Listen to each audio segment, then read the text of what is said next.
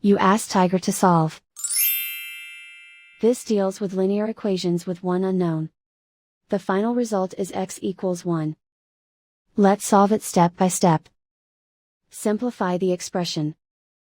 Group like terms.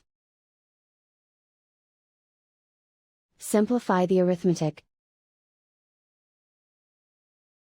Group all constants on the right side of the equation. Subtract 1 from both sides.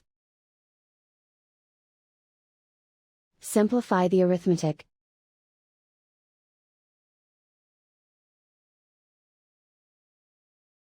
Isolate the x. Divide both sides by 3. Simplify the fraction.